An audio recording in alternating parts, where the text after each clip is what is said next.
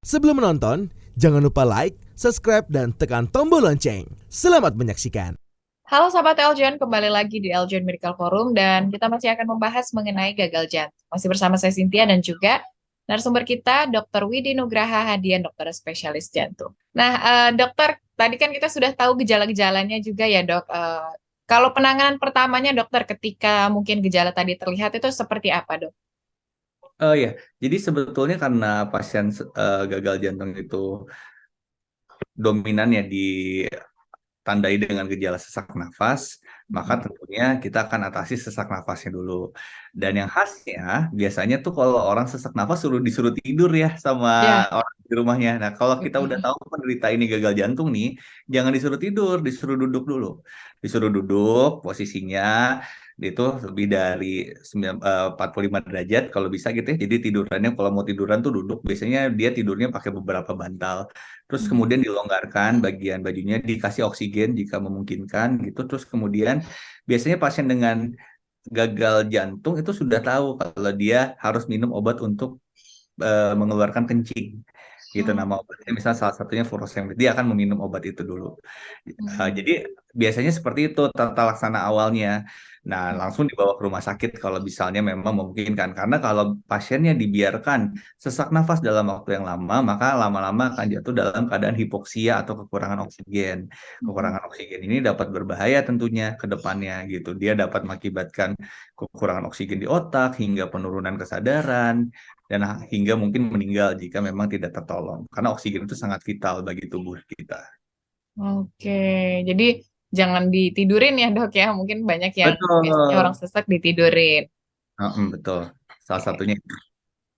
Kalau ke dokternya dok, kapan dok dibawa ke rumah sakit atau ke dokter?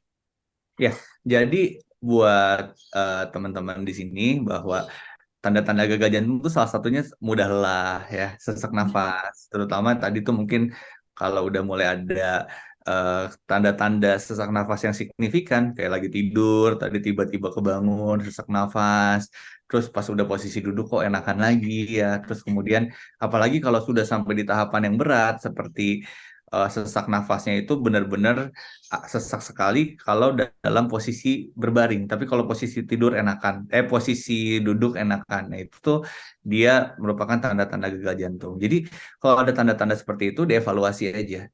Gitu. Kalau di jantung nih kami selalu bilang bahwa think for the worst until proven otherwise. Jadi kita pikirkan dulu nih, emang betul jantung atau bukan? Karena kalau untuk betul jantung ini berbahaya. Serangan-serangannya, aritmia-aritmia, gangguan iramanya gitu, atau sesak nafasnya bisa jadi keadaan berat yang dapat mengakibatkan kejadian yang fatal. Jadi lakukan pemeriksaan dulu. Nanti setelah kita lakukan pemeriksaan, biasanya dokter spesialis jantungnya akan tanya-tanya nih gejalanya cocok nggak dengan kriteria dan tanda gejala gagal jantung. Ada kita lihat nih, ada nggak peningkatan urat yang di lehernya atau kita bilang jugular venous pressure-nya meningkat, ada nggak bengkak-bengkak kakinya, kita periksa di paru-parunya kira-kira ada nggak ya suara-suara, kita sebutnya ronki ya, ada bunyi-bunyi yang menandakan cairan di paru-paru akibat gagal jantung. Kita lakukan pemeriksaan rekam jantung dan kita lakukan pemeriksaan USG jantung, ekokardiografi untuk mengevaluasi si fungsi dan struktur dari jantungnya. Nanti dari sana kita bisa dapatkan apakah betul pasien tersebut mengalami gagal jantung atau tidak. Karena kalau sudah mengalami gagal jantung, apalagi gagal jantung yang pompanya lemah, karena gagal jantung itu pompanya nggak selalu lemah. Kadang tekanan yang tinggi atau katupnya yang rusak gitu. Makanya tadi gangguan struktur atau fungsi. Kalau dia pompanya lemah, maka nanti akan kita kasih obat-obatan untuk membuat pompa jantungnya lebih efektif. Dan obat-obatannya long life.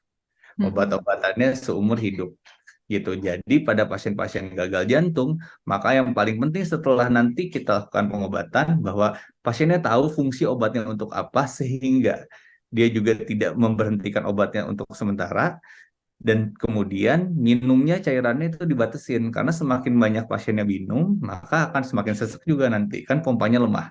Nanti kalau cairan yang masuk banyak dia bisa sesak nafas. Gitu, Mbak. Kurang lebih. Oke. Tapi katanya ada juga dokter pengobatannya harus dengan operasi ya dokter. Itu apakah ada kondisinya seperti apa dok? Ya, gagal jantung ini kan tadi lemah pompa jantung. Mm. Tergantung nih sekali lagi penyebabnya. Kalau misalnya penyebabnya sumbatan pembuluh darah koroner, mungkin kalau dipasang ring PCI bisa perbaikan karena memperbaiki memperbaiki si penyebabnya. Tapi kalau memang gagal jantungnya sudah berat sekali gitu, ada beberapa tindakan yang biasanya bisa kita lakukan, misalnya dilakukan, tapi di Indonesia memang belum bisa sih. Ya, ada kita pemberian alat bantu namanya left ventricular assist device. Kita pasang alat di situ sehingga seperti turbin gitu, sehingga dia bisa membuat pompa jantungnya semakin baik. Itu pada keadaan-keadaan yang berat, kalau Mbak pernah dengar ada yang disebut transplantasi jantung, Mm-mm. ya Iya. jantung orang diganti gitu, makanya menunggu donor yang di luar negeri gitu ya. Pada keadaan-keadaan tersebut itu pasiennya sudah gagal jantung artinya, jadi jantungnya udah nggak bisa diselamatkan lagi, dibantu dengan obat-obatan, akhirnya menunggu donor. Tapi sekali lagi di Indonesia kita belum ke arah sana gitu, belum menjadi hal yang rutin untuk dilakukan donor dan transplantasi jantung di Indonesia.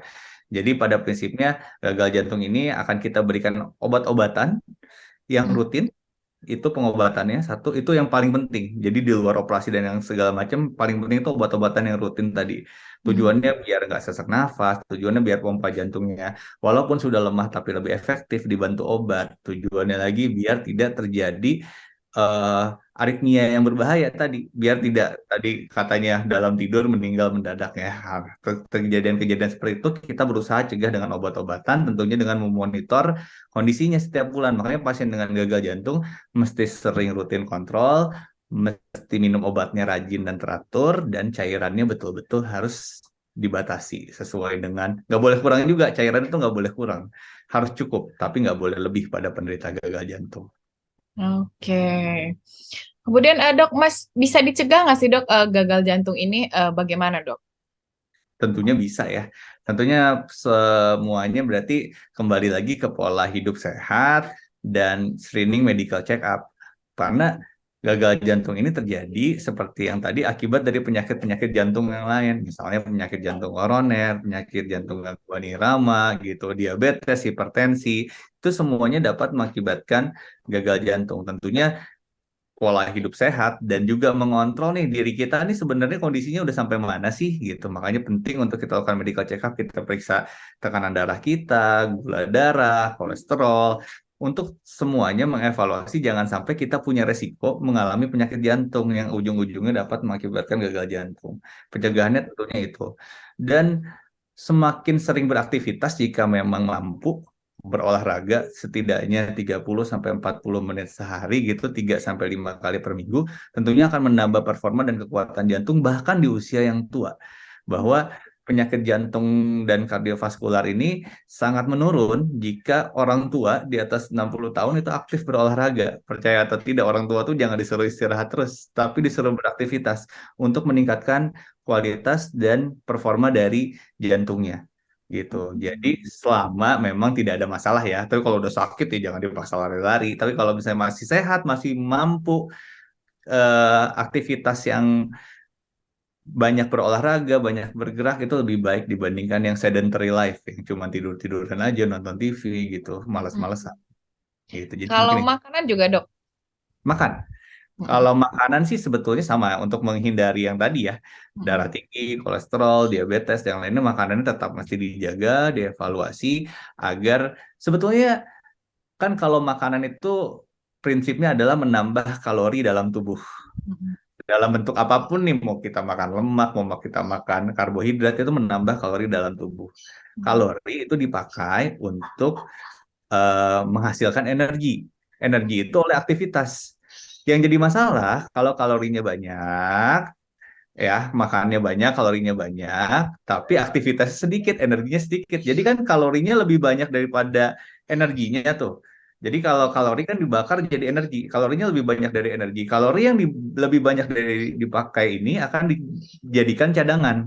Mm. Cadangan dalam bentuk apa? Dalam bentuk lemak, lemaknya lemak-lemak jahat, LDL misalnya. Kalau dari karbohidrat dibentuk lemak jadi trigliserida misalnya, nanti jadi faktor-faktor risiko penyakit itu. Jadi sebetulnya kalau kita makan tidak terlalu banyak batasan ya kalau misalnya memang belum ada masalah di awal. Tapi aktivitas kita harus memenuhi nih makanan yang kita makan gitu. Jangan sampai kita makannya banyak, aktivitas sedikit, akhirnya kalorinya banyak, energinya sedikit, jadinya cadangannya banyak. Itu jadi masalah.